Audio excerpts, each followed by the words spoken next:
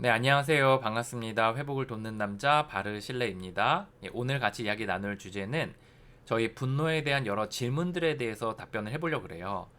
가장 많이 하는 질문들 중에 하나가 뭐냐면, 내가 화를 내서 상대방이 정말 잘못한 걸 알게 해야 되지 않습니까? 내가 정말 화를 내서 상대방을 교정해야 되는 거 아닙니까? 바로잡아줘야 되는 거 아닙니까? 라고 이제 묻는 질문에 대한 답변을 해보려고 그래요. 이제 많은 사람들이 그렇게 물어요. 화를 내서 상대방이 잘못한 것에 대해서 알려줘야 되는 거 아닙니까? 교정해야 줘야 되는 거 아닙니까? 그거를 묵인하고 참는 것은 오히려 상대방을 해를 끼치는 거 아닙니까? 라고 이야기를 하죠. 저희는 이제 분노를 내거나 화를 내지 말라는 이야기는 아니에요. 사실 우리가 그런 것들이 좀 때로는 필요할 때도 있어요. 그런데 우리가 오늘 이야기하는 건 뭐냐면 특별히 우리가 지금 같이 함께 이야기 나누고 있는 대상은 누구냐면 이 분노 문제가 조절이 안 돼서 폭발해서 상대방에게 해를 끼치고 자기도 죄책감을 갖게 되는 사람들에 대한 이야기거든요. 그러다 보니까 이 분노에 대해서 좀 특별하게 좀 더 대할 필요가 있다라는 거예요.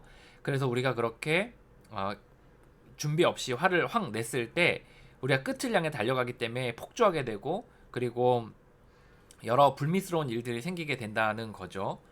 그래서 그러면 어떻게 해야 되냐? 우리가 어떻게 그런 의사 표현들을 할 수 있냐? 우리가 잠시 잠깐 틈을 벌리고 그리고 그 사이에 우리가 어느 정도 차분하게 대해서 우리가 해야 될 말들을 우리의 감정과 함께 표현하는 거. 이런 방식으로 우리가 우리의 화를 표현해야 된다는 거예요.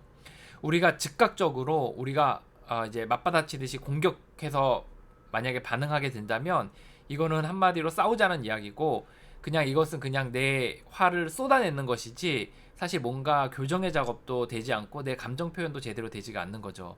그래서 이런 경우는 어떻게 해야 되냐면 좀 멈추고 그리고 우리가 해야 될 말들을 좀 정리하고 그리고 내가 감정이 어땠는지 표현할 것들을 단어들을 좀 선정하고 또 정리해서 우리가 그것들을 이제 이야기하는 것이 필요하죠.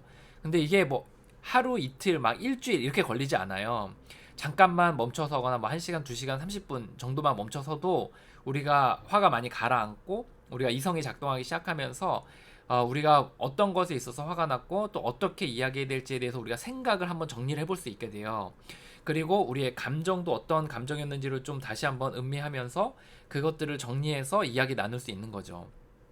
가장 좋은 것 중에 하나가 이제 아이 메시지로 하면 가장 좋긴 해요.